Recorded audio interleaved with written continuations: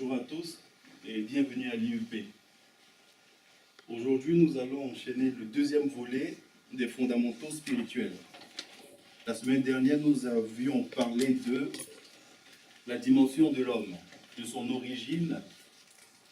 On avait nommé l'homme, selon la Bible, on l'avait nommé Adam. Et on avait dit que ça signifiait rouge, ça signifiait terre et ça signifiait sang. Voilà. Rouge, terre, sang. C'était ce qu'on avait expliqué.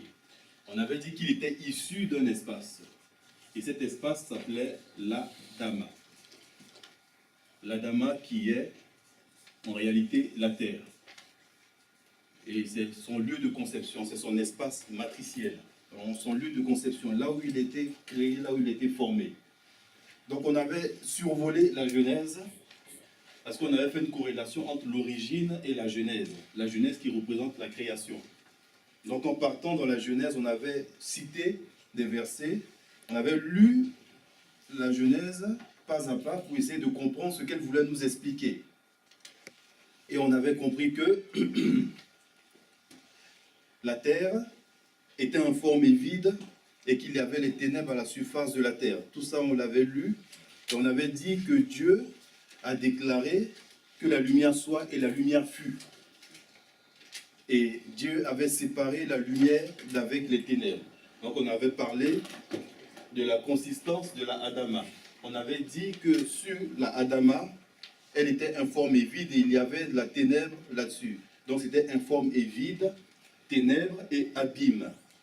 Voici les éléments qu'on avait ressortis.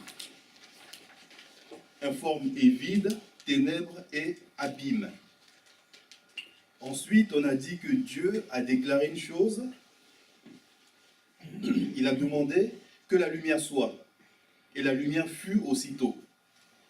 Et cette lumière-là est sortie en quelque sorte des ténèbres. Et Dieu a résolu de par lui-même de séparer la lumière d'avec les ténèbres. Parce qu'ils étaient en quelque sorte liés. Quand on lit le verset, les ténèbres étaient liées à la lumière. C'est écrit, Dieu sépara la lumière d'avec les ténèbres. On sépare quelque chose qui est lié ou pas. Donc, les ténèbres étaient liées à la lumière. Donc, Dieu a séparé les ténèbres d'avec la lumière. Ici, il a déclaré que c'était le jour, et là, la nuit. Ça, c'est fait. Donc, tout le processus de l'être humain, quand on se rend compte de ce que Dieu fait, tout le processus de l'être humain va être de se différencier, de se séparer de certaines choses dans sa vie, de se séparer de certaines choses. Parce que l'homme est créé brut. C'est ce qu'on a vu. On a parlé de l'Adama, de son espace, et de tout ce qui converge dans l'être humain. Et on avait même dit que l'homme part d'un pays, ensuite d'une famille, ensuite il est ici individu. Voici tout ce qui représente l'homme. C'est de la même manière, tout ça, c'est la Adama. C'est tout ce qui représente l'homme. Le pays où il a grandi, l'éducation qu'il a reçue, sa mentalité. L'Adama représente aussi la mentalité de l'homme. C'est pour ça que dans la spiritualité, il y a une chose qui est claire, il faut qu'on vous dise qu'il y a quelque chose qui est très important dans votre vie, c'est de savoir d'où vous venez. Souvent, quand on parcourt la Bible, le Seigneur nous dit que certaines personnes seront maudites sur plusieurs générations. On est d'accord? Donc on est obligé de remonter pour comprendre son histoire, pour savoir à un instant T ce que mon père a fait. Est-ce que les enfants d'Hitler auront une vie facile? Ce sont les questions qu'on peut se poser. Donc il est nécessaire pour l'homme de remonter à son origine. Est-ce que les enfants d'un criminel auront la vie facile? Donc ne serait-ce que pour ça, on est obligé de remonter au moins jusqu'ici, à la famille. Ne serait-ce que pour ça. Et puis maintenant, on a parlé des pays. ne serait-ce que là, à ce niveau-là, chaque pays a sa pratique. Il y a des pays qui ont des traditions particulières, des coutumes particulières. On arrive dans certains pays où on nous dit que selon la loi du pays, par exemple, dans certains pays, on a le droit d'être polygame. On a le droit d'être polygame. Est-ce que nous, étant issus de ces pays-là, nous devrons forcément être des polygames? Il y a peut-être une nécessité de séparation, de différenciation. On est bien d'accord. Donc l'individu est obligé de prendre ses propres marques. Donc lorsque Dieu se révèle à l'homme, ou bien il se révèle dans un continent, il prend des risques. Et ces risques-là, comme on dit, c'est lié aux contingences humaines, c'est-à-dire c'est lié aux êtres humains, au hasard de la vie, aux coutumes des gens. Dieu va débarquer, par exemple, en Chine. On peut nous dire, par exemple, comme Dieu est chinois, vous devez tous parler chinois. Est-ce qu'on pourra le faire? Comme Dieu s'est révélé en Chine, donc Dieu a des coutumes chinoises. C'est pas possible. Donc à un moment donné, l'homme est obligé de réfléchir et de comprendre que le contexte où il a été tiré a son importance dans sa vie. Il faut qu'il sache d'où il vient pour comprendre où est-ce qu'il va arriver. Donc il y a un besoin de réflexion. Il y a un besoin de faire un parcours initiatique, un parcours en arrière pour savoir d'où je viens, pour pouvoir me séparer de ce qui n'est pas bon, pour me projeter vers l'avant. Ce n'est pas tout qu'il faut prendre. Beaucoup de chrétiens aujourd'hui ont tendance à dire, oui, oh, mes parents étaient chrétiens, donc je suis chrétien pratiquant. Mais tu as besoin de faire ta propre histoire. Ce n'est pas parce qu'on est dans un pays de tradition judaïque ou bien de tradition chrétienne que je suis forcément chrétien. Ce n'est pas parce que je suis issu d'un pays de tradition musulmane que je suis forcément musulman. Et Dieu donne la liberté à l'homme de choisir sa propre vie. C'est une sorte de renaissance. C'est une sorte d'accouchement, de renaissance, comme on dit. Et ce travail-là, c'est à ça que Dieu soumet l'individu. On l'avait expliqué. On est tous dans la même matrice, dans le même moule. On sort d'ici, de cette terre-là. On va grandir dans la même famille, mais l'individu va avoir sa propre réflexion à lui. Parce qu'il y a quelque chose qui naturellement le différencie des autres. Il y a quelque chose que Dieu a planté en lui qui le rend différent de l'individu qui est à côté de lui. On n'est pas des moutons. C'est pour ça que l'homme doit s'approprier la Bible, la parole de Dieu. Il doit l'apprendre, il doit vivre avec elle, il doit la méditer jour et nuit pour se définir, pour se retrouver, pour considérer sa propre personnalité. Et la Bible n'est pas un bien qui appartient à une culture précise. Non, c'est un trésor universel. Elle appartient à tout le monde. Ce n'est pas parce que Dieu s'est révélé dans un endroit précis que moi, j'y ai pas droit. C'est pas vrai. Est-ce qu'elle s'est révélée dans un endroit précis? Après, elle a voyagé. Elle a fait son parcours jusqu'à ce qu'elle nous parvienne. Elle était révélée dans une langue précise et après, elle était traduite dans d'autres langues pour qu'elle nous parvienne. Donc la réalité, elle est là. Il faut que l'homme connaisse son histoire. C'est pour ça que nous allons prendre notre temps pour lire la Bible, encore pas à pas, pour comprendre tous ces trésors-là qu'elle met à notre disposition. Il faut que nous comprenions que c'est très important, la Bible. Il faut que nous rentrions là-dedans pour comprendre notre origine véritable. Donc on avait dit que l'Adama représentait la terre. Mais ça c'est la terre, l'Adama c'est la terre. Mais dans la Bible, l'Adama aussi a une origine ou pas? C'est écrit dans la Bible. La Adama aussi a une origine. Quand on lit la Bible, à partir de la Genèse 1 au verset 6, le Seigneur nous dit, à partir du verset 9, on va aller directement, Dieu dit que les eaux qui sont au-dessous du ciel se rassemblent en un lieu et que le sec paraisse. Et cela fut ainsi, Dieu appela le sec terre. Donc la terre, c'est le sec. On est d'accord? La terre, c'est le sec. La terre, c'est quelque chose que Dieu a façonné. La terre a été impactée par la puissance de Dieu. La terre a été travaillée par Dieu. Donc sur la terre, il y a les empreintes, il y a l'empreinte divine. On est d'accord? Dieu a ordonné et la chose fut. Les eaux existaient. Car l'Esprit de Dieu se mouvait au-dessus des eaux. Pour ce qui nous concerne, l'apparition de l'Adama, c'est le second jour, juste après la lumière. C'est là que le sec est apparu. Tout est écrit dans la Bible. Donc la lumière est primordiale, elle est la première. Elle était séparée de quelque chose, elle était mise à part. Ensuite, la terre a été créée, elle était séparée de quelque chose, elle a été mise encore à la disposition de l'homme. Et à chaque fois que Dieu fait cette opération, qu'est-ce qu'il dit? Il dit que la chose est bonne. La chose est bonne. L'homme est fondamentalement bon. L'homme est fondamentalement bon. Ça, c'est un des premiers principes que vous devez intégrer en vous. L'homme est fondamentalement bon. L'homme n'est pas mauvais. L'homme est fondamentalement bon. Dès lors que l'image de Dieu est en lui, l'homme est fondamentalement bon. C'est pour ça que plus loin, le Seigneur va nous demander même d'aller plus loin et d'aimer nos ennemis. De les aimer.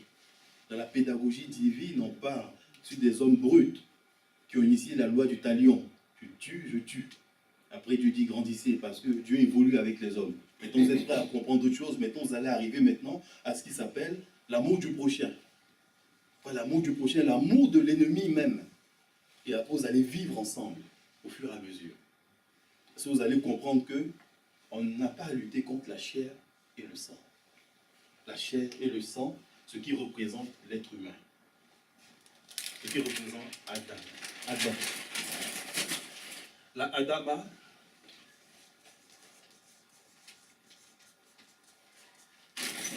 est le matériau qui a servi à fabriquer la chair de l'homme. La chair de l'homme. On est d'accord? Quand on lit la Bible, que ce soit les animaux ou que ce soit l'homme, Dieu les a tirés de la terre. Les a tirés de la terre. Et ensuite, il va différencier ces êtres-là, parce que sans l'âme, la chair n'est rien. Sans le souffle, la chair n'est rien. Parce que Dieu crée l'homme et ensuite il lui met dans ses narines un souffle de vie. Et grâce à ce souffle de vie, l'homme devient âme vivante. Adam devient âme vivante. Pour l'instant, on va s'arrêter à ces deux niveaux-là, la chair et l'âme. Donc, parti de la Adama, il a reçu un corps de flèche, il a reçu une chair. Il a reçu une chair. Et ensuite, Dieu va faire un nouveau processus. Et ce processus-là se trouve dans nos poumons. Il va faire un nouveau processus. Il va donner un souffle à l'homme. Et ce souffle-là va le rendre une âme vivante. Et il va dire qu'on devient une âme vivante parce que la chair ne peut pas se déplacer seule. L'âme nous procure le mouvement. L'âme nous procure le mouvement.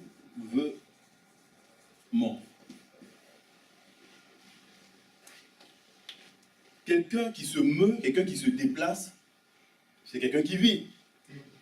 Est-ce qu'un objet inanimé peut se déplacer? Est-ce qu'un objet inerte peut se déplacer? Parce qu'il n'y a pas de force de propulsion en lui, il n'y a rien, il n'y a pas de moteur en lui. notre moteur, c'est l'âme. Le moteur de l'homme. Alors nous, on est dans un monde spécial hein, où les gens se sont arrêtés là, à la chair. Et ils n'ont que Dieu pour ça. À la chair et à la terre. Donc ce qui est en eux, qui représente même la véritable, ce qui est en eux, qui représente même le plus important, ils ne s'en occupent pas. C'est-à-dire l'âme, qui est le moteur. Donc on ne va pas l'alimenter. On va le couper de sa source originelle, qui est le souffle divin. L'être coupé du souffle divin est inerte, il est inanimé, il est mort, il n'a plus d'existence. C'est pour ça que le Christ disait, bien que vivants, ils sont morts. Ce sont des tombeaux blanchis. Ils n'ont pas de vie. Alors Dieu va nous faire le miracle dans Ézéchiel. Il va dire, regarde dans la vallée, regarde ces ossements. Est-ce qu'ils peuvent vivre? Est-ce qu'ils peuvent vivre? Vivre, du moins. Ils ne le peuvent pas, a priori. Mais regarde seulement. Et la chair vient. La chair d'abord. Après, maintenant, Dieu donne le souffle. Dieu fait vivre. C'est ça la différence. Vivre. Vivre. La chair, sans son lien vital, fondamental, n'est rien. Elle est inutile. Elle n'est rien. C'est l'homme qui est porté vers l'extérieur, qui souffre de cette maladie-là, qui est concentré vers l'Adama, vers sa terre, qui est tourné vers lui-même, vers sa propre chair. Et on va avoir le temps de définir ça. Ceux qui sont tournés vers leur propre bien-être corporel, le confort du corps, le bien-être corporel. On ne prend pas le temps de savoir de quoi on est formé et vers où je me projette, jusqu'où je me projette. C'est très important. Jusqu'ici, on comprend. Voici le mouvement. Et on a ça de commun avec l'Esprit de Dieu, c'est que son esprit se mouvait au-dessus des eaux. Oui ou non? Le mouvement nous a été donné. Une part de Dieu. Un des principes de Dieu. Un des caractères de Dieu nous a été transmis. C'est pour ça que l'homme a une partie, certes, animale, mais il a aussi une partie divine. Il a une partie terrestre, mais il a aussi une partie céleste. Et cette partie terrestre, on va s'en occuper un peu avant de rentrer dans l'âme, dans le mouvement, les émotions qui sont des mouvements. Parce qu'on dit que l'âme, c'est le siège des émotions. Tantôt content, tantôt fâché. Tu es porté par le vent, tu es toujours en mouvement. Tantôt le cœur happé par telle situation, tantôt le cœur happé par une autre situation. Or que le contraire, avec Dieu, on est dans un véritable paradoxe, c'est que Dieu est un mouvement stable. C'est un mouvement stable. En lui, il n'y a pas d'ombre de variation. On va essayer de comprendre pourquoi on en est arrivé là. Mais avant toute chose, on va encore élucider ce mystère-là de la chair. Le mystère de la chair. Pour que vous compreniez que souvent on est surpris de voir, ah, c'est un grand homme. Ah, il est bien spirituellement, c'est un grand homme. Et quand on le retrouve chuté, on est surpris. On dit, qu'est-ce qui s'est passé? Oui, c'est un grand homme. Et il est tombé. Ah, on regarde la télé, c'est une grande personnalité, elle brille. C'est un grand chef d'État, homme d'État, il brille.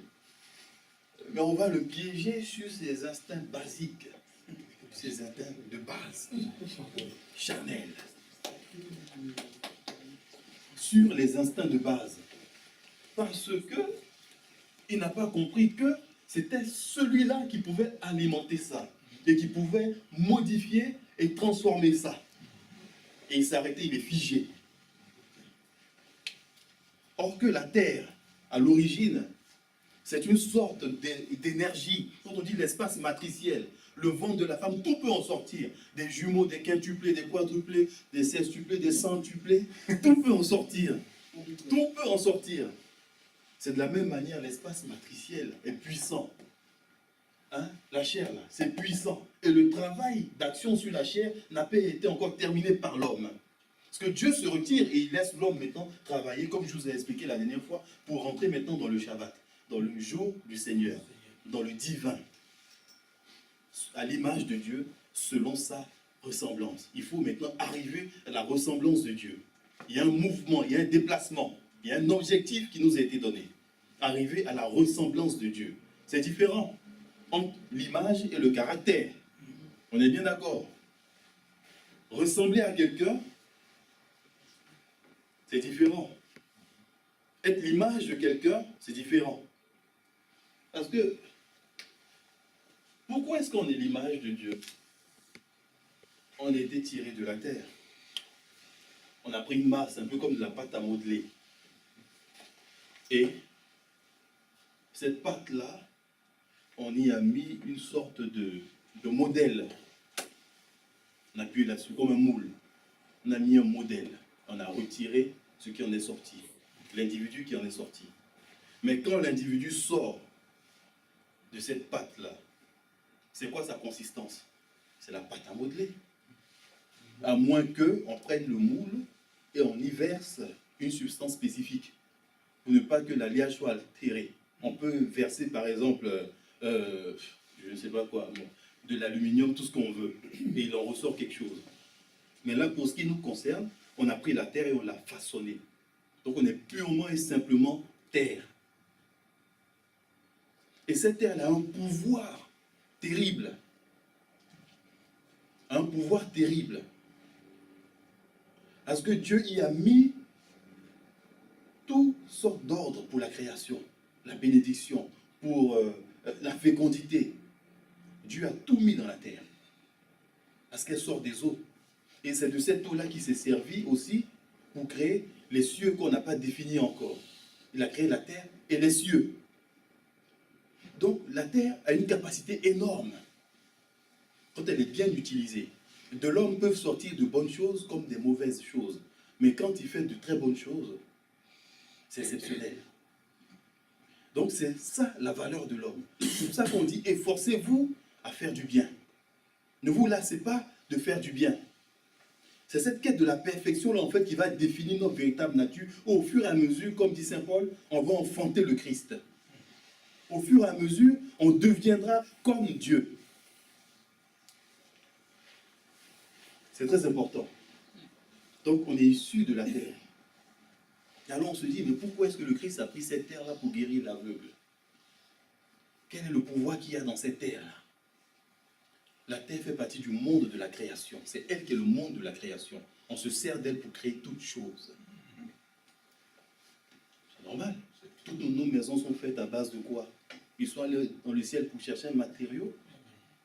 Ils l'ont pris où? Sur la terre. Aujourd'hui, toutes les richesses, toutes les énergies fossiles, ça vient d'où?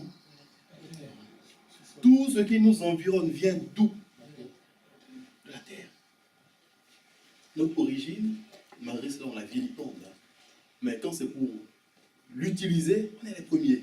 Mais par contre, on met des chaussures, on ne la touche pas. On fait de telle sorte qu'on ne la touche pas, on ne rentre même plus dans les forêts, on préfère les raser. Il n'y a plus ce lien-là. Il n'y a plus cette réalité-là. On est rentré encore dans une autre réalité. Au fur et à mesure, l'homme va rentrer dans différentes réalités comme ça qui le perdront. C'est pour ça qu'il est écrit que ta relation avec la Adama a été maudite, a été altérée. Lors de la première malédiction. Même pas une malédiction, lors de la première sentence. Parce qu'après on va étudier, Dieu n'a pas maudit l'homme. On va bien lire. L'homme est foncièrement bon.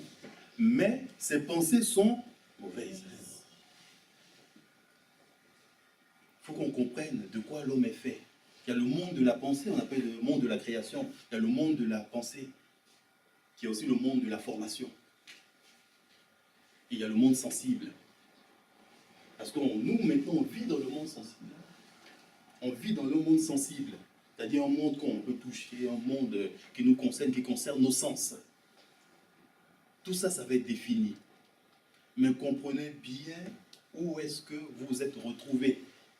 La lumière brille, mais ça n'empêche pas que Dieu dise, ou bien qu'on dise aux gens, tu es plongé dans les ténèbres. Pourtant, il marche en plein jour. Et pourquoi cette lumière-là ne l'éclaire pas? Parce qu'il y a une autre lumière qui existe. Avec toutes les joies qu'il a au quotidien, il est malgré cela dans la dépression, il souffre des maux qu'on ne peut pas expliquer. Tu as tout ce qu'il faut, tu as tout ce qu'il te faut. Mais malgré cela, tu es dans une espèce d'insatisfaction. Tu n'es pas bien en toi. Parce que tu n'as pas compris à quoi Dieu t'a appelé. Tu n'as pas compris quelle est ton origine. Tu as beau posséder tout ce que tu veux, il y a un problème qui va demeurer, c'est toi-même ta propre personnalité. Qu'est-ce que tu vas en faire? Malgré tout ce que tu as, est-ce que tu vas retourner à la terre ou pas? Vas-tu retourner à la terre, mon ami? Oui ou non? Tu vas retourner à la terre. C'est une obligation. Tu ne pourras pas t'en soustraire. Tu es biodégradable. Biodégradable. Donc il faut que l'homme comprenne qu'il y a une seule chose en lui qui n'est pas biodégradable. C'est l'âme. L'enveloppe n'est rien. L'enveloppe n'est que le fourreau de l'épée. L'âme est l'épée. L'enveloppe n'est que le fourreau de l'épée. N'est que le véhicule. Ce n'est que le véhicule. Mais il y a quelqu'un dans le véhicule. Et c'est celui-là que vous avez sous-alimenté. C'est celui-là qu'on a laissé s'atrophier, qu'on a laissé mourir. Et c'est celui-là qu'il faut réveiller. Et c'est celui-là qu'il faut enfanter de nouveau. C'est celui-là qui doit revenir à la vie. C'est pour ça que je disais qu'on n'a pas choisi le jour de notre naissance, ni la famille là où on est né. Mais on a le droit de choisir de quelle manière on va renaître. C'est de ça que le Christ parlait. On a le droit de choisir de quelle manière on va renaître. Et ça, c'est un choix qui t'appartient. C'est un choix qui t'appartient. Et au-delà de faire l'apologie des religions ou autre chose, nous, on fait l'apologie, on vous explique ce que Dieu attend de vous. Dieu attend de vous une véritable renaissance. Que vous compreniez que par impatience, on a perdu le jardin d'Éden, on était chassés, on a perdu notre divinité, et par paresse, on refuse d'y rentrer. On va l'expliquer. Par impatience. Quand on va lire la Bible, on va comprendre que Dieu en parle. Prenons notre temps, prenons la Bible et lisons-la pas à pas pour comprendre de quoi est-ce qu'il s'agit. On avait dit que Dieu avait jugé toutes choses bonnes. Et à l'exception de quand Dieu crée l'étendue entre les eaux, c'est-à-dire le ciel, il ne déclare pas que c'est bon. Parce que le ciel n'a pas besoin d'avoir un caractère. L'étendue n'a pas besoin d'être bon ou mauvais. Donc là, Dieu ne se prononce pas là-dessus. Mais dès qu'on arrive à la création de l'homme, dès qu'on arrive à la création des animaux marins, des animaux terrestres, Dieu va se prononcer. Donc on va lire pas à pas. On arrive donc à cette partie où Dieu nous dit, au livre de la Genèse 1, au verset 12, la terre produisit de la verdure, de l'herbe portant de la semence selon son espèce, et les arbres donnant du fruit et ayant en eux leur semence selon leur espèce. Dieu vit que cela était bon. Ça, c'est le troisième jour. Donc, il y a une réalité. Quand Dieu crée l'homme, il lui donne des instructions. Et il le programme. L'homme est programmé. La nature est programmée. Quand on dit à la nature, en toi, tu as tout, tu donnes ton fruit en ta saison. La saison viendra, tu donneras ton fruit. Dès que tu verras le soleil se pointer, tu donneras ton fruit. Même si c'est en plein hiver et qu'il y a le réchauffement climatique et il fait un peu chaud, tu vas donner ton fruit. Tu vas donner ton fruit parce que c'est le timing que tu as reçu. Même si on bouleverse l'ordre des choses, tu donneras ton fruit à cette période-là précise. Donc, un objet ou bien un élément créé par Dieu et à qui Dieu a transmis des consignes et cet individu ou bien cet élément ne répond pas ou bien ne respecte pas les consignes de Dieu, est-ce qu'il a un intérêt? Est-ce qu'il sert à quelque chose? C'est l'histoire du sel de la terre. C'est l'histoire du sel de la terre. Tu es créé pour un but précis, pour une raison précise. Et ce sel-là, on ne peut pas assaisonner les plats avec, on ne peut rien faire avec. À quoi est-ce qu'il sert? Il ne sert à rien. Il est inutile. Donc là, on parle de l'aspect inutilité. Tu n'es plus utile. Donc dès lors que la chair est séparée de son âme, elle n'a plus d'utilité. Parce que Dieu va remettre des consignes aussi précises à l'homme. Et l'homme va rentrer dans un monde que Dieu a défini exprès pour lui. Il a été créé là, mais il ne va pas vivre là. Il ne va pas vivre là. Donc Dieu a dit à tous les êtres de donner leurs fruits dans leur saison. Tout a déjà été planifié. Il n'y a pas besoin de faire la danse de la pluie pour qu'il pleuve. On sait quand est-ce que ça va tomber. Chacun a reçu en lui la capacité de produire. Maintenant, quand on aura le temps, dans les prochains jours, on va définir la stérilité qui était liée à la plupart des grands hommes de Dieu. On va parler de ça. On va parler de Zacharie, par exemple. On va parler d'Abraham, par exemple. Il peut faire un enfant avec une autre personne, mais avec la femme de la promesse, il n'arrive pas à faire d'enfant. Ainsi de suite. Ça, c'est différent. On va l'expliquer après au fur et à mesure. Mais cette fécondité-là, Dieu nous l'a donnée. Et Dieu vous a programmé. Et tout est écrit dans la Bible. C'est pour ça qu'au départ, on a parlé du principe fondamental, le principe de toute chose. Le principe de toute chose. Quand Dieu déclare une chose, quand Dieu dit une chose, elle va demeurer. Ça ne changera pas. Parce que le principe est immuable. Ça ne changera pas. C'est pour ça, malgré la chute de l'homme, son image divine, il la conserve. Il la conserve. Tout n'a pas été remis en cause pour autant, mais Dieu a plutôt mis en place les voies du salut pour amener l'homme à une autre dimension, en lui aidant. Il a mis en place les voies du salut par le Christ, en nous graciant, ainsi de suite, pour enlever, l'offense qui a été faite. Mais comprenez bien que Dieu ne nous a pas retiré sa faveur. Sa faveur demeure toujours avec nous. C'est immuable. Continuons de lire la parole de Dieu. Nous allons aller maintenant dans le livre toujours de la Genèse 1, à partir du verset 22.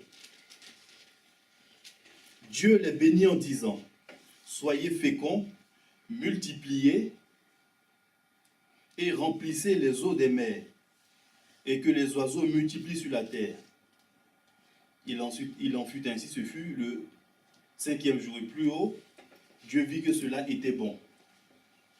Dieu vit que cela était bon. Ce fut le 5e jour. Nous allons maintenant arriver au 6e jour. Dieu dit que la terre produise des animaux vivants selon leur espèce, du bétail, des reptiles, des animaux terrestres selon leur espèce. Et cela fut ainsi. Dieu fit les animaux de la terre selon leur espèce, le bétail selon son espèce, ainsi de suite. Nous allons arriver maintenant à l'homme. Dieu dit, quand il s'agit de tout ça, Dieu dit que c'était bon. Dieu dit, faisons l'homme à notre image, selon notre ressemblance, qu'il domine sur les poissons de la mer, les oiseaux du ciel, sur le bétail, sur toute la terre et sur tous les reptiles qui rampent sur la terre. Dieu créa l'homme à son image, il le créa à l'image de Dieu, il créa l'homme et la femme. Dieu les bénit et leur dit, soyez féconds, multipliez, remplissez la terre et assujettissez-la, dominez sur les poissons de la mer et sur les oiseaux du ciel, et sur tout animal qui se meut sur la terre. Dieu dit, voici je vous donne toute herbe portant de la semence, et qui est à la surface de toute la terre, et tout arbre ayant en lui du fruit d'arbre et portant de la semence, ce sera votre nourriture. Et à tout animal de la terre, et à tout oiseau du ciel, et à tout ce qui se met sur la terre, ayant en soi un souffle de vie, je donne toute herbe verte pour nourriture. Et cela fut ainsi. Dieu vit que ce qu'il avait fait, Dieu vit tout ce qu'il avait fait, et voici cela était très bon. Quand il s'agit de l'être humain, cela est très bon. Il y a une différence. Dans les degrés, il y a une différence. Quand il s'agit de l'être humain au 6e jour, Dieu dit que cela est très bon. Dieu a donné cette consigne à l'homme. Il a créé et Dieu a vu que c'était très bon. Tout ce qui suit la création est bon. Est bon. Est bon. Et arrivé à l'homme, on voit encore la faveur que Dieu donne à l'homme. Arrivé à son tour, Dieu déclare que l'homme est très bon à la création. Ce fut le 6e jour. Ainsi furent achevés les cieux et la terre et toutes leurs armées.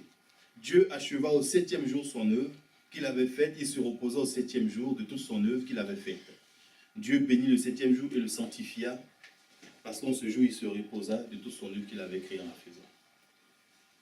On va arriver maintenant à la création de l'homme. Dieu, au verset 7, Genèse 2, verset 7.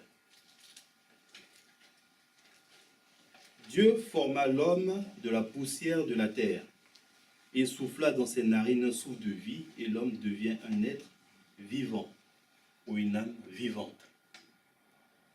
Il souffla dans ses narines un souffle de vie et l'homme devient un être vivant. Ça c'est clair. Jusqu'ici, tout est clair.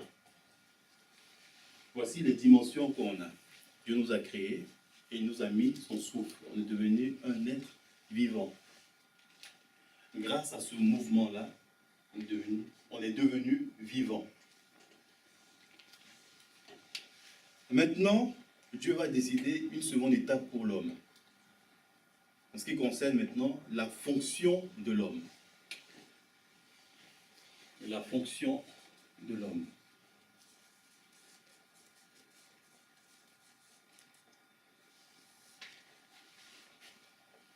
Qu'est-ce que Dieu va faire? Au verset 8. Puis l'Éternel planta un jardin en Éden du côté de l'Orient, et il y mit l'homme qu'il avait formé.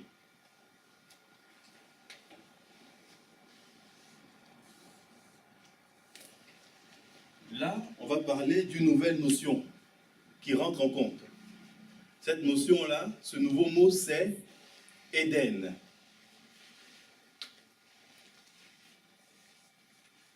Il y a Adama et il y a Éden. Et dans Éden, il y a un jardin. On est d'accord? Il y a le lieu qui est là. Il y a un second lieu qui est là. Et dans ce lieu-là, il y a un autre petit lieu qui est. Voici encore un des mystères de Dieu. L'homme va être introduit dans le sanctuaire de Dieu. Pour y faire quoi? On a parlé de la notion d'Adam, on ne savait pas que Éden existait. Mais cet Éden-là, qu'est-ce que c'est? Dieu va parler de la création de la terre. Il va même dire, quand on lit le livre de la Genèse 2, à partir du verset 4, voici les origines des cieux et de la terre, quand il fut créé. Lorsque l'Éternel Dieu fit une terre et des cieux, aucun arbuste des champs n'était encore sur la terre. Aucune herbe des champs ne germait encore, car l'Éternel n'avait pas fait pleuvoir sur la terre. Un autre principe. L'Éternel n'avait pas encore fait pleuvoir sur la terre.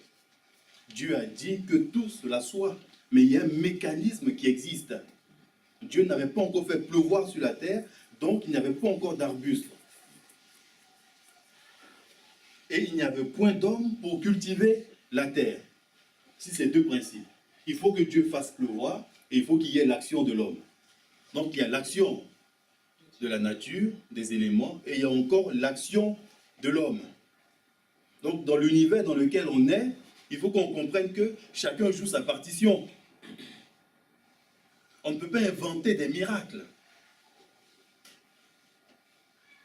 On ne peut pas inventer des miracles. On ne peut pas dire au désert qu'il y a une forêt dense. Ce n'est pas possible. Est-ce qu'il était ordonné qu'il pleuve dans le désert? Non. À moins qu'il y ait l'action de l'homme. Si l'homme cultive le désert, qu'est-ce qu'il peut y avoir? Il peut y avoir une oasis. Il peut y avoir de la verdure. C'est pour ça qu'on dit Dieu n'avait pas encore fait pleuvoir sur la terre et il n'y avait pas encore d'homme pour la cultiver. Il y a le pouvoir de la nature, il y a le pouvoir encore de l'homme qu'il faut qu'on comprenne. On peut nous dire l'homme ne peut pas voler dans le ciel parce que seuls les oiseaux sont autorisés à le faire. Mais est-ce que l'homme peut parvenir à voler? Oui ou non? Avec sa technologie, avec sa propre action. On n'aura pas des ailes, mais on va utiliser un élément ou bien un engin qui va nous permettre de défier cette loi-là. Donc il y a des lois naturelles et il y a l'action de Dieu. Dieu a tout planifié, Dieu a tout mis en place. C'est pour ça qu'il faut qu'on comprenne que chaque chose a sa place dans cet univers-là. Chaque élément a sa place. Chaque élément a son importance. Donc, à la suite du verset, il dit « Mais une vapeur s'éleva de la terre et arrosa toute la surface du sol. » Il a fallu qu'il y ait une action divine pour que la verdure paraisse. C'est pour ça que quand à un niveau, à un moment donné de notre vie, tout est bloqué, notre propre intelligence, on n'y arrive pas, avec notre propre faculté, avec notre propre volonté. Malgré que tu aies suivi les règles qui existent dans ce monde-là, on te dit par exemple, il faut que tu fasses toutes tes études. Ça, c'est un principe naturel qui a été mis en place. Fais toutes tes études. Ou bien un homme doit se marier. C'est ce qui a été défini. Toi, tu arrives à un certain moment donné et tu n'y arrives pas. Ou bien tu n'arrives pas à faire d'enfants. Pourtant, c'est marqué que tu dois faire des enfants. Tu arrives à ce moment-là où, malgré toutes les lois qui ont été mises en place, toi, tu ne trouves pas ta place. Malgré tes efforts, parce que là, il y a l'action du temps sur toi, il y a l'action des éléments, et maintenant, il y a toi-même ta propre volonté. Tu vas faire tout ce que tu peux, tout ce qui est dans ton pouvoir pour te sortir de cette situation, et tu n'y arrives pas. C'est à ce moment-là que l'action divine maintenant intervient. À ce moment-là uniquement que Dieu peut faire s'élever une vapeur maintenant pour arroser ce sec-là, pour arroser ce désert-là. C'est ça maintenant qui est l'influence de Dieu ou l'action de Dieu qui est mise en place exceptionnellement pour ses enfants, pour ceux qui la lui réclament, pour ceux qui la lui demandent. Mais pour ça, il faut que tu comprennes que tu es arrivé à tes limites. Pour ça, il faut que tu comprennes que tu es arrivé à ton point de non-retour, que tu ne peux plus rien faire. Et qu'il faut maintenant une action exceptionnelle. Mais pour ça, il faut que tu reconnaisses que tu es carent, que tu as une carence, que tu es limité. Malgré tout ce qui a été prononcé en toi, tu es limité. Il faut que tu acceptes cette faiblesse-là. Et maintenant, Dieu va venir te supplanter. Il va venir t'apporter ce plus-là qui va te permettre d'arriver dans cette logique-là qu'il a prédéfinie, qu'il a prédestinée pour toi. Nous allons arriver maintenant, encore une fois, au jardin d'Éden. Le jardin d'Éden a été planté du côté de l'Orient. Et Dieu y mit l'homme qu'il avait formé. L'Éternel Dieu fit pousser du sol des arbres de toute espèce. Là, ici, il n'a pas attendu l'action de l'homme. Dieu lui-même a fait son jardin. Dieu a fait pousser du sol des arbres de toute espèce, agréables à voir et bons à manger. Et l'arbre de la vie au milieu du jardin. Et l'arbre de la connaissance du bien et du mal. Un fleuve sortait, ainsi de suite. L'Éternel, à partir du verset 15, l'Éternel Dieu prit l'homme et le plaça dans le jardin pour le cultiver et pour le garder. Voici la fonction de l'homme. Cultiver plus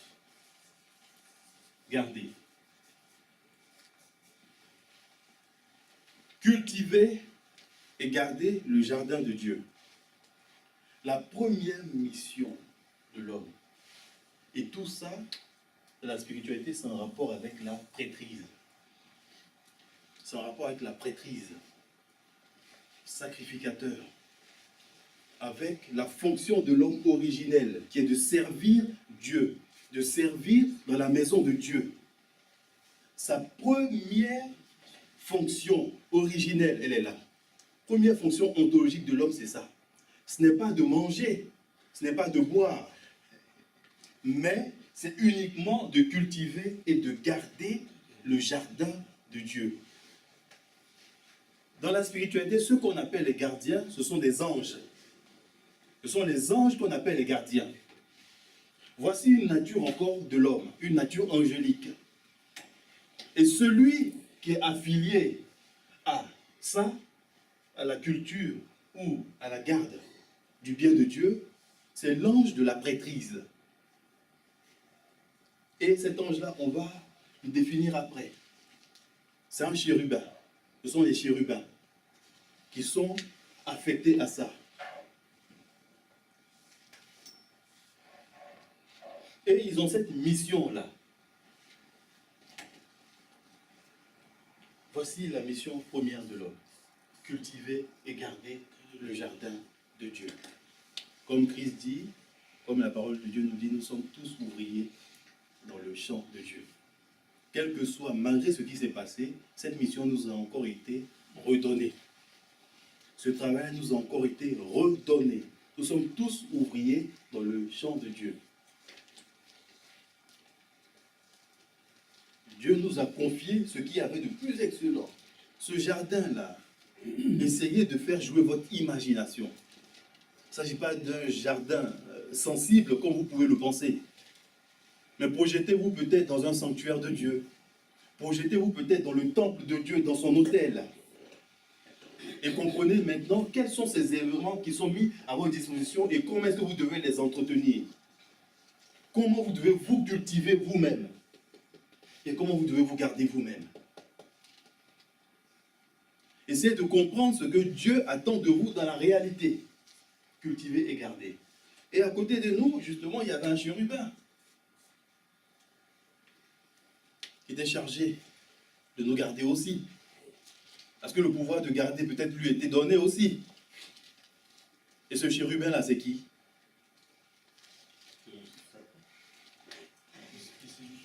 Il y a un chérubin qui était avec nous dans le jardin d'Éden ou pas?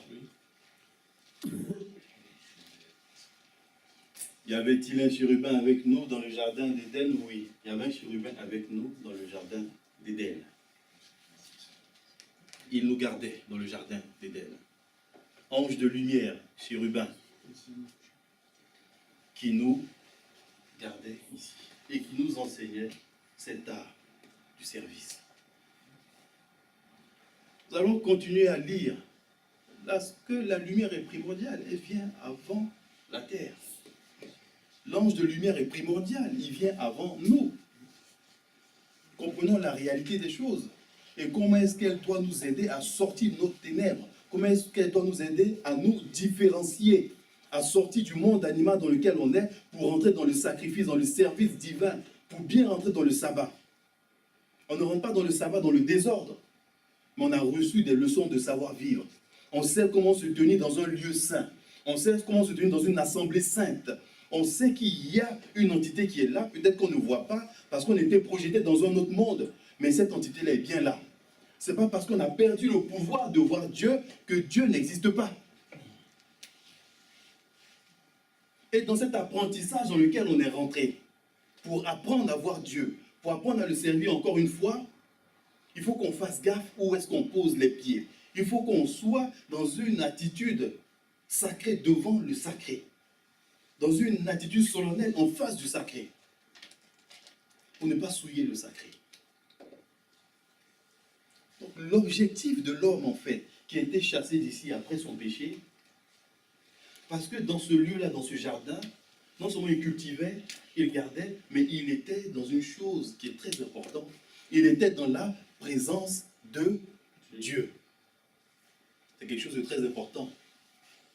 tu peux avoir ici le mouvement, tu peux avoir aussi comme les animaux le souffle de Dieu. Mais être affecté à son service et être dans sa présence, c'est une autre dimension. Tu peux avoir reçu le souffle de vie, tu es vivant, tu marches. Mais être dans le secret de Dieu, c'est une autre affaire. Naturellement, on l'avait reçu, ça. On était en la présence de Dieu ici, dans ce jardin. Mais malheureusement, cette présence-là, on l'a perdue. C'est de là qu'est venu le péché originel qu'on va expliquer. Cette présence-là, on l'a perdue. Là, on est au premier niveau des fondamentaux spirituels. Au second niveau, chaque notion va être définie en profondeur. On prendra du temps pour définir une notion, pour parler de l'âme, on prendra notre temps pour parler du service dans le jardin d'Éden. On prendra notre temps pour que vous compreniez en fait l'importance de chaque notion dans la vie du chrétien. Nous allons enchaîner maintenant dans les fondamentaux spirituels. Nous allons rentrer, qui nous concerne, dans la chute. Nous allons rentrer dans la chute, dans le jardin d'Éden.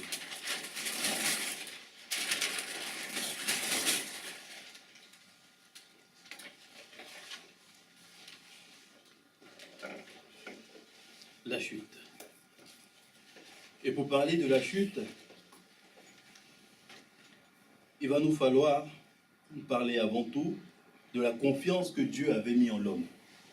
Quand il avait mis dans ce jardin-là, de sa présence au quotidien, tous les soirs, parce qu'il avait créé le jour et la nuit, tous les soirs, Dieu venait dans ce jardin-là, et l'homme se réjouissait et se suffisait de la présence de Dieu. Ta grâce me suffit, ta présence me suffit.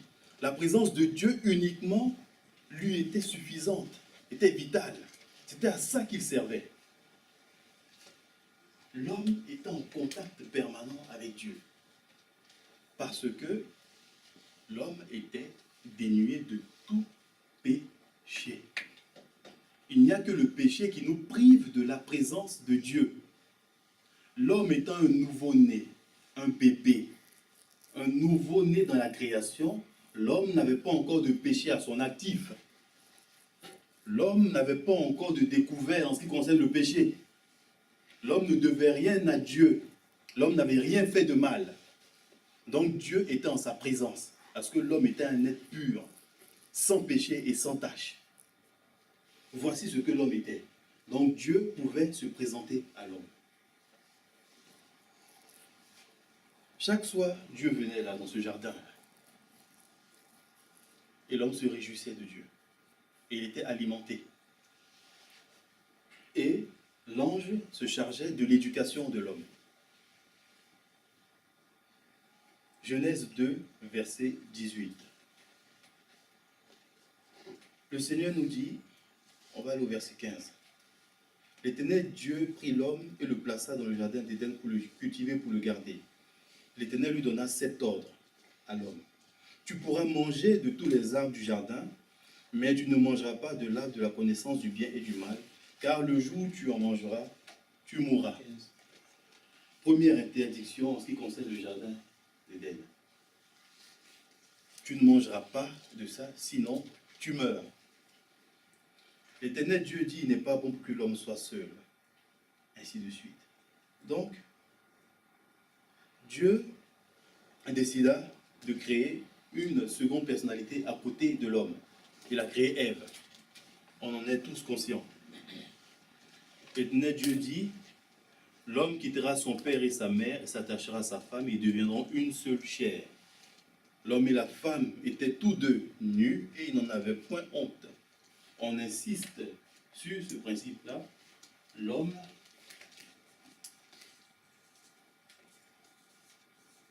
est nu. La nudité de l'homme.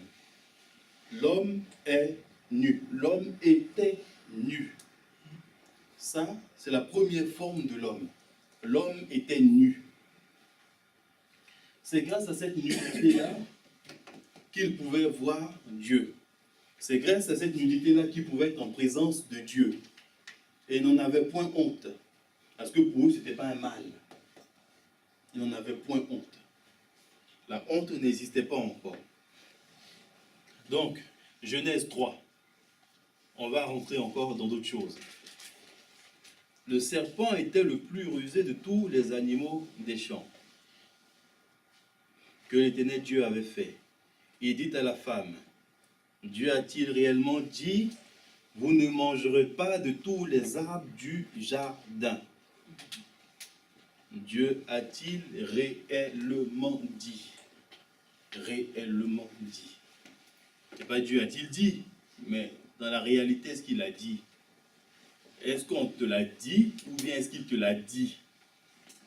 Dieu t'a-t-il parlé à toi personnellement ou bien tu as entendu un écho de ce qui a été dit? Donc Dieu t'a-t-il réellement dit? Vous ne mangerez pas de tous les arbres du jardin. La femme répondit au serpent, nous mangeons du fruit des arbres du jardin, mais quant au fruit de l'arbre qui est au milieu du jardin, Dieu a dit, vous n'en mangerez point, et vous n'y toucherez point de peur que vous ne mouriez. Alors le serpent dit à la femme, vous ne mourrez point. Mais Dieu sait que le jour où vous en mangerez, vos yeux s'ouvriront et vous serez comme des dieux connaissant le bien et le mal. Quand l'homme est nu, il arrive à voir Dieu. Mais cet arbre de la connaissance du bien et du mal procure un autre pouvoir. Il donne apparemment l'éternité et te permet de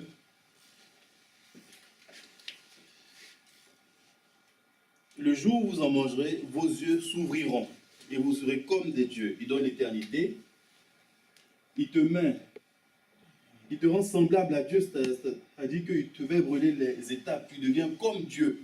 C'est-à-dire tu n'as plus besoin de te fatiguer dans ton apprentissage, il te permet de devenir Dieu, c'est-à-dire éternité égale Dieu, te procure la divinité, la déité, et ensuite, tes yeux s'ouvrent, les yeux ouverts. Ah ouais, tu vois bien. De quelle manière, je ne sais pas, mais tu vois bien, tu vois très bien. Et c'est un processus qui est très dangereux. Les yeux ouverts. Ok, vous serez comme des dieux, en plus connaissant le bien et le mal, la connaissance. Que je mets ici dans le discernement. Savoir ce qui est bon, savoir ce qui est mal. Connaissance du bien et du mal. Savoir ce qui est bon et savoir ce qui est mal. Il y a différentes manières d'appréhender les choses. On appréhende les choses par expérience, ou bien on appréhende les choses quand on nous le raconte. Il y a différentes manières. Un enfant, quand tu lui dis ne touche pas le feu, tu vas te brûler.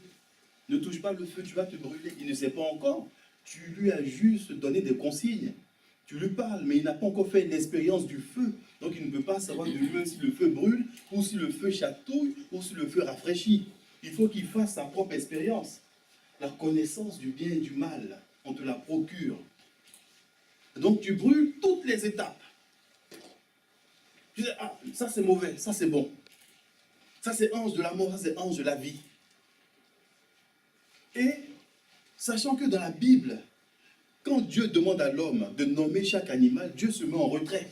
Et Dieu dit, voyons comment l'homme va nommer les animaux. Dieu attend que l'homme travaille maintenant pour expérimenter le libre arbitre, le discernement, ou bien l'usage, comme on dit, l'usage de la raison, l'usage de l'intelligence, le discernement. Nomme les animaux. Nommer quelque chose, c'est définir sa personnalité, savoir ce qu'elle est. Donc, on ne peut pas connaître quelque chose sans l'avoir appréhendé, sans l'avoir expérimenté. Donc, cet arbre-là, c'est un arbre qui est planté dans le jardin et qui te permet d'appréhender les choses sans souffrir. Il te permet d'acquérir les choses sans souffrir. Il est au milieu. Il est là pour former l'homme dans le temps de Dieu, selon son temps. dans son temps, dans son timing. Ce n'est pas par précipitation qu'il faut aller voler cet arbre-là. Comme dans toutes les mythologies. Ce n'est pas par précipitation qu'il faut aller dérober des choses au Dieu ou à Dieu. Mais il faut laisser Dieu te donner la consigne de dire, va prendre maintenant de ce fruit-là pour pouvoir rentrer pleinement dans une autre vie. Et le diable précipite le temps de Dieu. Comme on a l'habitude de faire dans notre vie, on précipite le temps. On fabrique. On est pressé, impulsif. On n'attend pas le feu vert de Dieu soit OK et on fabrique des relations et demain on veut s'en défaire. On se choisit des femmes et demain on veut les laisser. On se choisit des carrières et demain on n'en veut plus. Et on dit les chiffres ont augmenté, le divorce augmente. Mais tu t'es précipité. Tu te précipites, la précipitation. Allez-y, prenez. Mais Dieu a dit vraiment dit non, prends. Tu auras l'esprit et les yeux ouverts. Tu verras mieux. Parce que là, tu vois au moyen d'un voile. C'est pas clair, comme dit notre apôtre. Mais il viendra un temps où tu verras mieux. Vous voyez, comme on était projeté maintenant, on voit de manière obscure. Il y a des voiles partout. Il y a un monde qu'on ne peut plus appréhender. On ne comprend plus rien. Il y a des gens, quand ils voient des anges, ils sont perturbés. Pourtant, ce monde-là existe, mais on n'arrive plus à l'appréhender parce qu'on voit autrement. En cherchant quelque chose, on a obtenu quelque chose d'autre. C'est ça le commerce du diable, son deal. Parce que lui connaît la loi. Il connaît la lumière. Il a la lumière. Il connaît. Donc il vous induit en erreur, mais sans pour autant lui-même poser l'acte. Il vous influence. L'influence de vos amis, de vos rencontres, de tout ce que vous dites, de tout ce que vous faites, l'influence. L'influence. C'est ça le plus gros. C'est cette chape de plomb là en fait, ce chapeau là qui est sur la tête des gens. Chacun marche avec une influence sur sa tête. Il est dans la lumière, mais un gros chapeau noir sur sa tête. Son cerveau est brouillé, comme dit la Bible. Impossible de voir briller la lumière de l'évangile. Impossible. Tu échappes sur ta tête. Tu obscurcis, tu es dans le noir. Pourtant, tu vis en plein jour. Tu as la lumière. Tu payes l'EDF. Mais tu es dans l'obscurité totale. Et ça, au lieu d'avoir les yeux ouverts, il nous a fermé les yeux.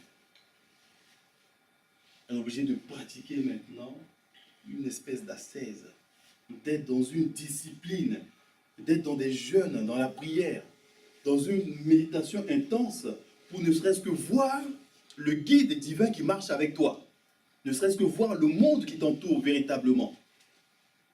Sinon, sans ça, tu ne peux pas le voir.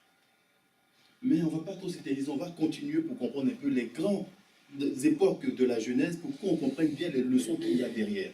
Donc Dieu nous dit, donc le diable dit, voilà, dès que vous en mangerez, vous allez avoir la connaissance du bien et du mal. Voici ce que cet arbre-là procure. Cet arbre, il n'est pas mauvais. D'aucuns disent, mais pourquoi Dieu a planté ça au milieu du jardin? Pourquoi est-ce qu'il raconte ça à l'homme? Ne prends pas, ne mange pas. Pourquoi simplement Dieu n'a pas retiré cet arbre-là de là? À poser des questions à Dieu. Pourquoi c'est Dieu qui nous a tendu un piège? Dieu qui nous a tendu un piège. Le fait de t'informer sur la valeur de quelque chose est-il un piège? Le fait de te révéler que cette chose-là est mise à part pour un temps est-il un piège? Pour revenir à nos cultures, il y a ceux qui adorent dans les forêts, ceux qui font ce qu'ils appellent l'animisme, le fétichisme. Ils vont dans les forêts pour faire des pratiques occultes, mystiques, très terribles. Ils y sont dans les bois sacrés, vêtus d'ombre, avec des tatouages de toutes sortes, des feuillages, des rameaux, toutes ces espèces de plantes.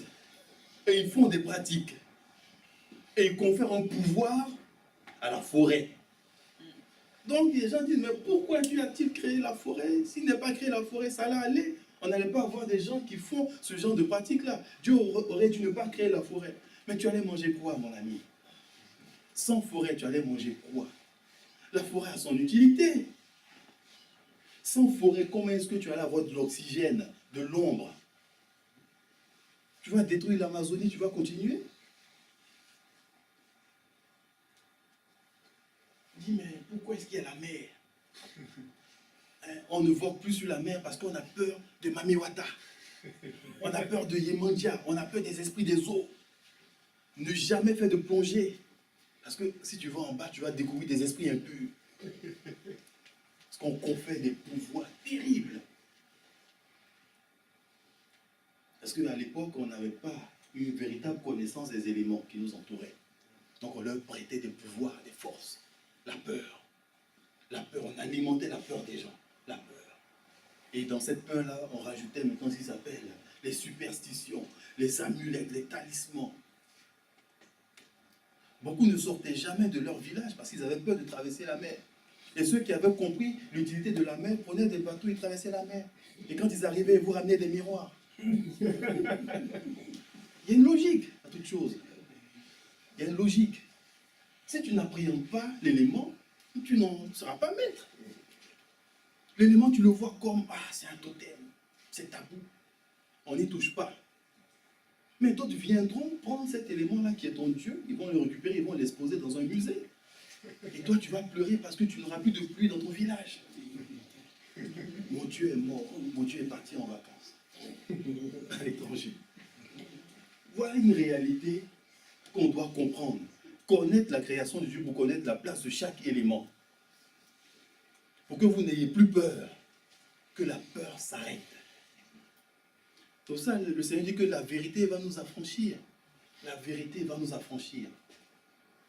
Il a voulu nous affranchir trop tôt, le Satan. Il a court-circuité le plan de Dieu. Le plan de salut existait déjà, il a voulu nous affranchir trop tôt. Parce que Dieu se met à l'écart et il regarde comment l'homme va nommer les animaux. Et il voit que c'est très bien parce que l'homme réussit à cette épreuve-là. Bon, toi tu es la gazelle parce que tu sautilles, tu cours vite. Toi tu es le lion parce que tu rugis fort. Attention, très dangereux, mais ne mange pas l'homme. Ainsi de suite. Tu commences, tu notes tout, tu notes tout. Dieu dit c'était très bon. La première épreuve, tu as réussi. Bon, il est bien parti, c'est sûr que l'arbre, il ne mangera pas. Parce que son apprentissage, il comprend. C'est moi qui donne le top pour qu'il commence son travail. C'est moi qui donne le top. C'est moi qui décide. Et le diable va décider pour nous. Il va prendre des décisions pour nous dans notre vie. Et on voit le résultat. Qu'est-ce qu'on dit? Donc, au livre de la Genèse 3, verset 6, la femme vit que l'arbre était bon à manger et agréable à la vue. Le monde des sens. Elle voit que l'arbre est bon à manger et agréable à la vue. Comment toi tu n'as pas goûté quelque chose, tu sais que c'est bon à manger? Ça, ce n'est pas de la convoitise, ça. De savoir que cet homme-là, il est bon pour moi, il est fait pour moi. Ou bien cette femme est faite pour moi, cette activité, elle est faite pour moi. Parce que dans ton esprit, tu décides. Dans cette convoitise-là, il y a des sens qui se mettent en mouvement. Et tu te fais une idée fausse des choses. Une fausse idée des choses parce que tu n'as pas eu le temps de l'apprentissage. Tu appréhendes mal les choses. Tu ne les connais pas encore. Parce que tu n'as pas encore été validé. Dieu valide les gens. C'est ce qui s'appelle les propriétés durablement acquises. Si on dit que tu es quelqu'un de bien, c'est que tu as pratiqué le bien pendant longtemps. Un arbre ne donne pas des mauvais fruits. Un bon arbre ne donne pas des mauvais fruits. Si tu es quelqu'un de bien, tu ne vas pas produire des mauvaises actions. Si tu es quelqu'un d'honnête, tu ne vas pas te conduire de façon malhonnête. Si on te valide, on te donne ce nom, on te dit que tu es quelqu'un de bien, je vous ai déjà dit, le nom a son importance, le mot. Si on te résume, on résume ta nature comme quelqu'un de bien, c'est qu'on t'a appréhendé. C'est qu'on a vu ton dossier, on sait qu'il n'y a rien de mal qui puisse sortir de toi, enfin jusqu'ici. C'est normal. Donc tu as acquis cette propriété-là durablement, dans la persévérance. Tu t'es forcé à pratiquer le bien, donc tu es quelqu'un de bien. Tu t'efforces à pratiquer l'anglais, tu parleras l'anglais. Tu ne vas pas mettre notion. Tu as des notions de bien en tant que chrétien. Il y a un problème. Il faut que tu reviennes à ton origine, mon ami. Parce que tes sens sont brouillés. Tes sens sont faux. Tes capteurs sont nuls. Il faut que tu confies ton soi à Dieu. Arrête de réfléchir pour un temps. De toute façon, même on réfléchit déjà pour toi. Tu es déjà sous l'impulsion, sous l'effet de quelque chose qui te porte, qui te guide. Tous ces animaux qui sont en toi, toutes ces pulsions qui t'invitent soit à la colère, soit à la luxure, soit à des envies, je ne sais pas comment on peut les nommer, comme disent, il est honteux de dire ce qu'ils font en secret. Mais là n'est pas la question aujourd'hui. Ce qu'on explique, c'est que les sens de la femme se sont mis en éveil. Ah oui, l'arbre paraît bon à manger. Il ne paraît pas, il est bon à manger. La femme vit que l'arbre était bon à manger, agréable à la vue. Il a eu des facultés terribles. Non seulement il est bon, mais en plus il est beau. Bon à manger et beau. Ça, on fera ce cours-là après sur l'amour, les sentiments, les sens, parce qu'on parle du cœur, on parle de l'âme, mon âme sœur, mon amour, mes sentiments. Hein? C'est bon à voir, bon à manger, c'est beau. Parce que quand on parle d'amour, c'est parce que c'est, comment dire, c'est l'attirance vers ce qui est beau, c'est l'inclinaison du cœur vers ce qui est beau. Vers ce qui est beau. Si ton cœur s'incline vers Dieu, c'est que Dieu est bon, c'est que Dieu est beau. Mais si ton cœur ne s'incline pas vers Dieu, c'est que Dieu n'est pas bon pour toi. Parce que si ton cœur s'incline vers tes bijoux, vers ton travail, vers tes biens, c'est que c'est ce qui est bon et c'est ce qui est beau pour toi. C'est ce qui te définit, c'est ce qui fait ton bonheur, c'est ce qui fait ta jouissance, c'est ce qui te donne du plaisir. Mais si Dieu, ton cœur n'arrive pas à s'incliner vers lui, si le mouvement ne va pas vers lui, c'est que tu reconnais que cette chose-là n'est pas bonne ou n'est pas beau. Le beau et le bon, l'agréable. Ce qu'on aime n'est jamais difficile, c'est agréable, c'est beau et c'est bon. Voici encore une notion capitale dans le plan de Dieu qui est l'amour, qui va être ici mise en jeu. Le discernement et l'amour.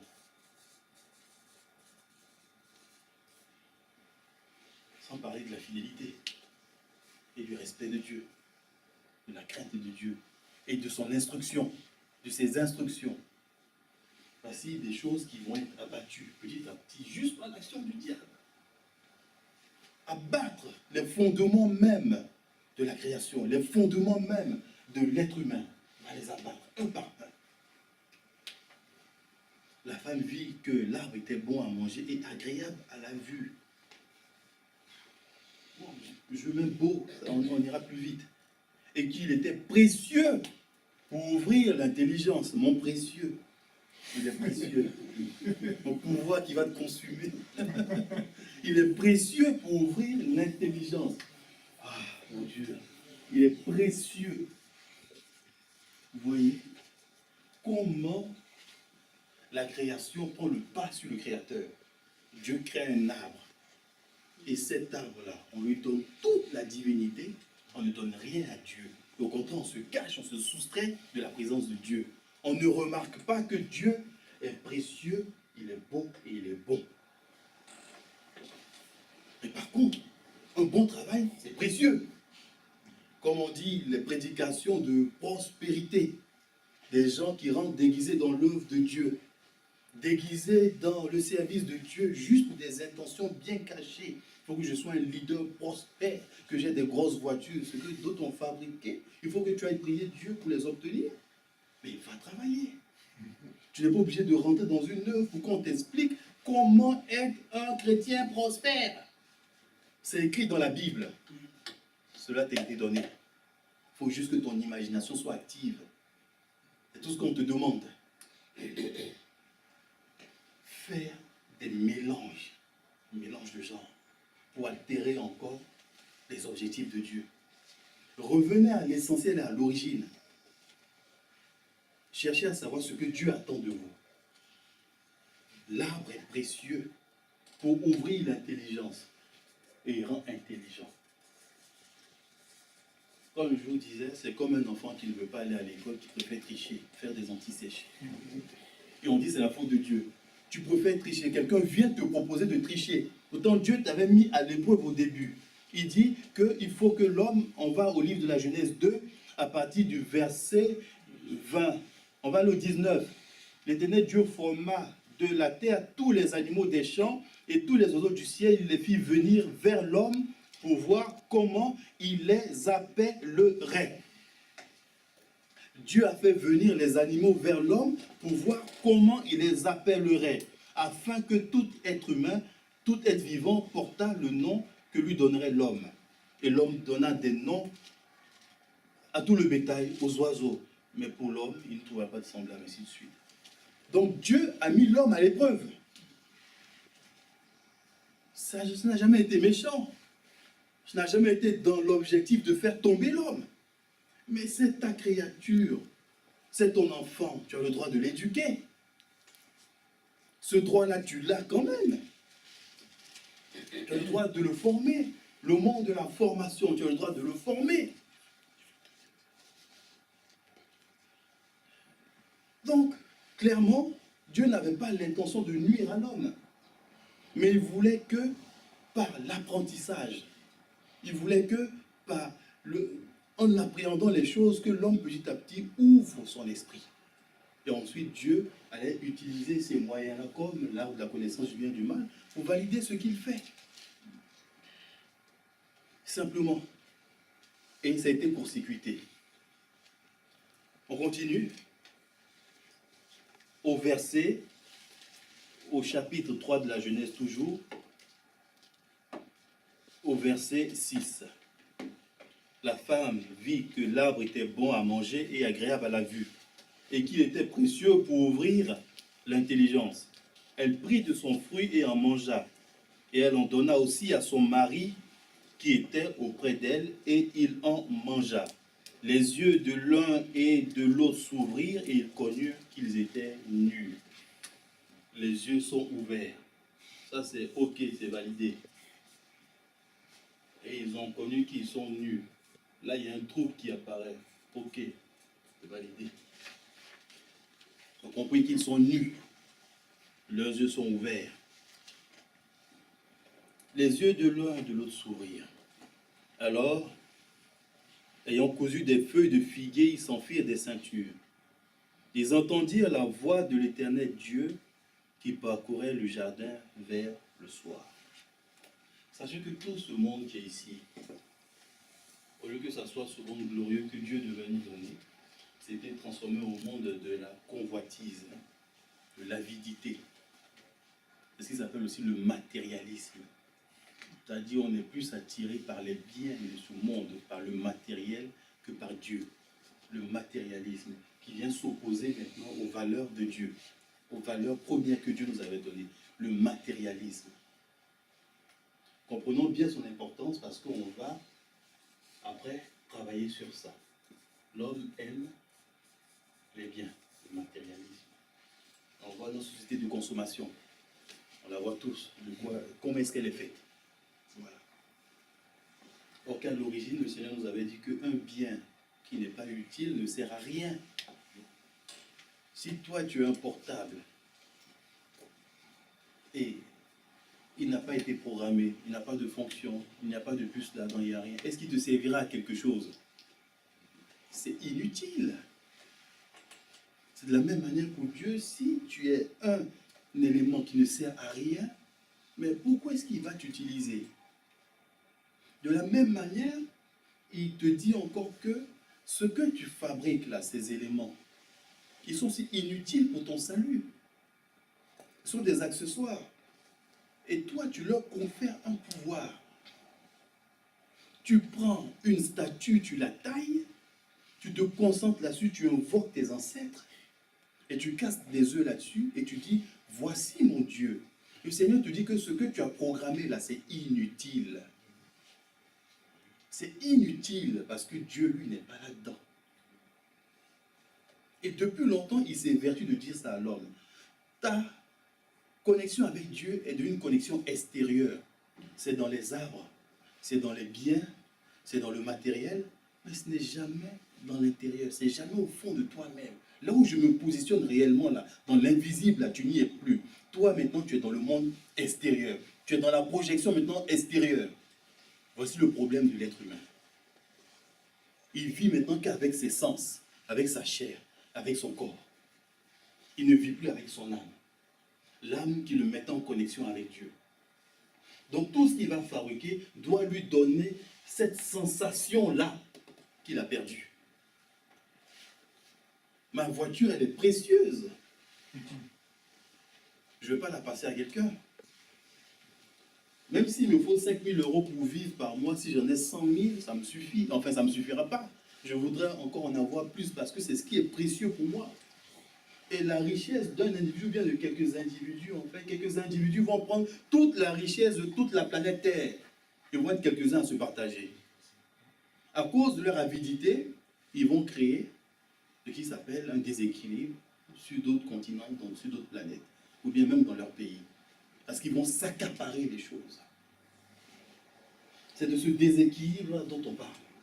Ce qu'on a perdu, on va le remplacer par des choses qu'on va fabriquer nous-mêmes. Et c'est cette réalité-là, en fait, qui nous tue. Tout ce qu'on a fait est sur le point d'être détruit. Il va être détruit parce que ça ne va pas dans l'éternité. Ça ne va pas. Tu t'achètes la voiture dernier cri aujourd'hui, dans quelques temps, ce sera une vieillerie. Voilà, parce que ça avance. Ça avance. À des pays développés aujourd'hui, ce qu'ils ont fait, ils estiment que ce n'est plus le développement. Et nous, il y a d'autres pays qui cherchent à être développés. Et quand ils vont arriver à leur niveau, ils seront encore à un autre niveau. Ils vont devoir tout casser pour recommencer comme pour eux, pour se suivre. Et ainsi de suite, le monde va avancer. L'origine même des choses, elle est là. Les yeux de l'un et de l'autre s'ouvrirent et ils vont se coudre des vêtements en forme de feuilles. Alors ils entendirent la voix de Dieu et ils se sont cachés loin de la face de l'Éternel. Se cacher.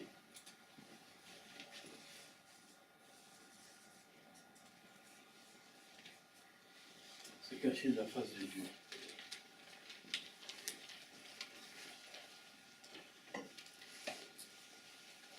Quand on pêche, on se soustrait à la présence de Dieu. De nous-mêmes, hein, ce n'est pas Dieu, c'est nous-mêmes qui nous reculons. On se cache. On se cache, on se sépare de la présence de Dieu. C'est une notion inventée par l'homme. On se cache. Parce qu'après, Dieu va les retrouver. Tu t'es caché, mais Dieu va te retrouver. Tu as beau fuir, comme dit le salamiste, tu as beau prendre les ailes de l'aurore pour aller te cacher, là encore, Dieu, tu y es. Partout où je vais, même quand je vais, même dans les entrailles de la terre, tu y es. Même quand je vais même aux enfers, tu es là-bas. Tu y es encore. Même dans les ténèbres, même Dieu, tu es là-bas. Je ne peux pas inventer un monde où je m'isole totalement, je me coupe de Dieu. Tu n'as aucune existence, tu ne peux pas te cacher de sa présence, tu ne peux pas.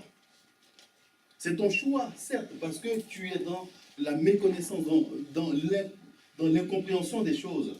Mais Dieu, lui, sa valeur n'a pas changé. Qu'est-ce qui va se passer? Mais l'Éternel appela l'homme et lui dit, où es-tu? Il répondit, j'ai entendu ta voix dans le jardin et j'ai eu peur, parce que je suis nu et je me suis caché. Voici les notions qui nous traumatisent. La paranoïa. Les parano, les chrétiens parano. Les chrétiens parano. Ils marchent avec des gilets, avec des kevlar. Ils ont peur, les gilets pare-balles. Ils ont peur, au moins éternuement d'une mouche, ils décampent. La paranoïa.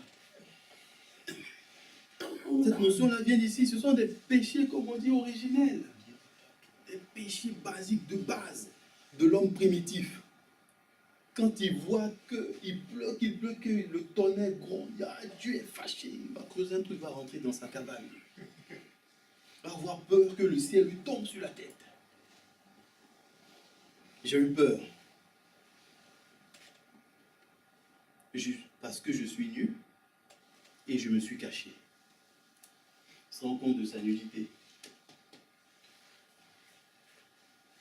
Je suis nu et je me suis caché. On va étudier après les vêtements sacrés.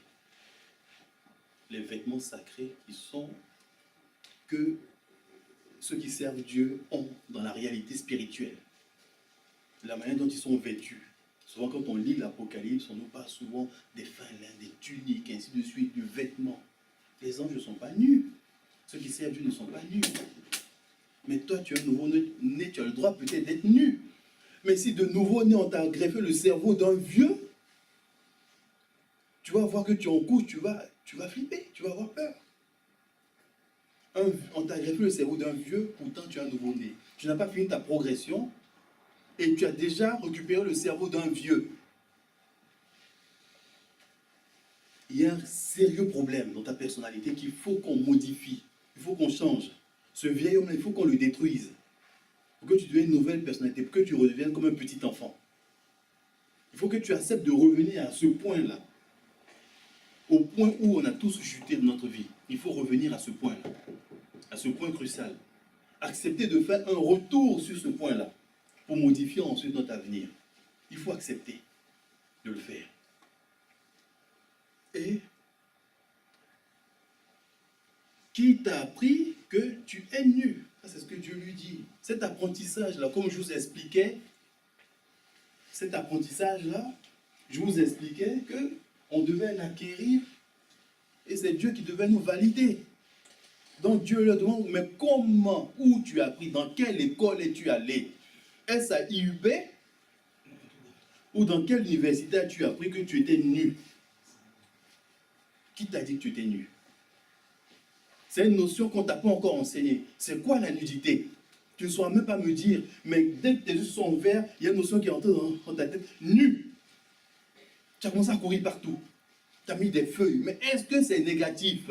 La nudité du serviteur de Dieu Noé, qui était dans sa tente, où il était dans la jouissance de la célébration du nouvel ère, avec ce vin nouveau. Là, tu ne sais pas ce que c'est. On a critiqué Noé. Oh, un vrai alcoolique. Dans la tente de célébration. Quand tu es rentré dans la tente, ce n'est pas lui qui est sorti de la tente. Il y a des mystères spirituels, si tu ne connais pas, tu vas commettre des folies. Il est nu. Oui, je suis. Bon, d'autres ont interprété ça autrement, ils sont devenus des nudistes. On dit, bon, pour retrouver Dieu, on va se déshabiller. Non, il ne s'agit pas de ça, restez habillés. Restez habillés pour le bien de tous. Donc, on déclare, pour finir cette partie-là, que l'Éternel Dieu, l'homme répondit, enfin, excusez-moi, et l'Éternel Dieu dit, qui t'a appris que tu es nu? Est-ce que tu as mangé de l'arbre dont je t'avais défendu de manger? C'était lui seul qui ouvrait l'esprit. Est-ce que tu as mangé de ça? L'homme répondit, la femme que tu as mise auprès de moi m'a donné de l'arbre et j'en ai mangé. L'Éternel Dieu dit à la femme, pourquoi tu fais cela? La femme répondit, le serpent m'a séduit et j'en ai mangé. L'Éternel Dieu dit au serpent ainsi de suite, et il dit à l'homme, puisque tu as écouté la voix de ta femme et que tu as mangé de l'arbre au sujet duquel je t'avais donné cet arbre, tu n'en mangeras plus. Voici la punition de l'homme. Qu'est-ce qu'il ne va plus faire? Il ne va plus manger ça.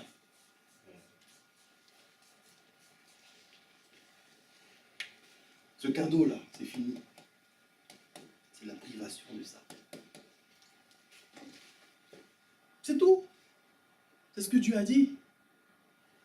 Puisque tu as mangé de l'arbre au sujet duquel je t'avais donné cet ordre, tu n'en mangeras plus. Tu n'en mangeras point. Comprenez un peu ce que ça veut dire. Si on dit tu n'en mangeras point, ça veut dire que tu étais censé le manger. Oui ou non? Tu n'en mangeras point, ça veut dire que tu étais censé le manger. Mais au temps fixé par Dieu. Tu n'en mangeras point. Voilà ce qui a été dit. Tu n'en mangeras point. Le sol sera maudit à cause de toi. Le sol sera maudit à cause de toi. Il n'y a point la terre. Le sol sera maudit à cause de toi. Le sol. Et quand on compare la malédiction, enfin, la sentence, le jugement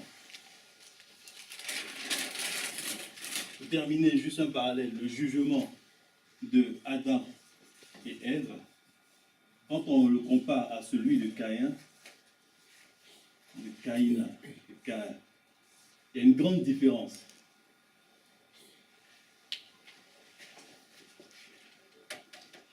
Pour Adam, il lui dit, tu ne mangeras plus de ce fruit-là, et le sol sera maudit à cause de toi. C'est à force de peine que tu en tireras la nourriture tous les jours de ta vie. Il te produira des épines et du ronce et des ronces, et tu mangeras de l'herbe des champs. C'est la sueur de ton visage que tu mangeras du pain, jusqu'à ce que tu retournes dans la terre d'où tu es pris, car tu es poussière, tu retourneras poussière. Après ça, Dieu a retiré l'arbre de la vie. On est d'accord? Donc voilà ce qui a été dit à l'homme. Parce qu'il va être chassé du jardin d'Éden, où il était dans la présence de Dieu. C'était un lieu spécifique où s'exerçait la grâce de Dieu. Tu cultives, c'est-à-dire tu entretiens la maison de Dieu, tu gardes. Mais pour manger, tu ne cultives pas. Mais on va t'envoyer dans un autre endroit, c'est-à-dire la terre, où il y a besoin de l'action de l'homme. Tu retournes maintenant vers la terre. On est bien d'accord? Parce qu'on a vu que Éden n'était pas la terre. On est bien d'accord? Donc tu vas retourner vers un autre endroit où il va falloir travailler pour te nourrir. Où des principes là-bas ont été mis en place, c'est figé. Ce n'est pas Dieu qui te nourrit constamment. Cette grâce-là, cette présence-là, c'est ce que les chrétiens appellent le paradis. Le paradis dans lequel on va aller, où on ne souffrira pas, jusqu'à ce qu'on attende la seconde venue du Christ. C'est le lieu du repos. C'est ce lieu-là qu'on a perdu et qu'on veut regagner par nos œuvres, par nos actions. Donc ce lieu-là, c'était dans celui-là que s'exerçait cette sorte de code seigneurial entre nous et Dieu. C'est-à-dire qu'il y avait une certaine solidarité. J'étais soumis à Dieu, j'étais sous le principe de Dieu, et Dieu s'occupait de ma vie, de moi. Même s'il le fait maintenant. Mais maintenant, on a besoin de faire des efforts pour obtenir les choses. C'est pour ça qu'on va lire plus tard des notions pour dire le royaume des cieux est forcé, ce que ça signifie. Maintenant, on a donné le top feu vert pour que vous reveniez. Donc, Dieu a dit ça à l'homme. Voici la sentence qu'il a dite à l'homme. Maintenant, qu'est-ce qu'il va dire à Caïn? Vite pour faire la comparaison. Genèse 4. Genèse 4, à partir du verset 11. On va dire 11. Maintenant, tu seras maudit de la terre. Caïn, la terre l'a maudit. La terre l'a maudit. Caïn, la terre l'a maudit. Or que Adam, on nous dit, le sol sera maudit à cause de toi. Est-ce qu'il y a une différence ou pas? Le sol est maudit à cause de toi.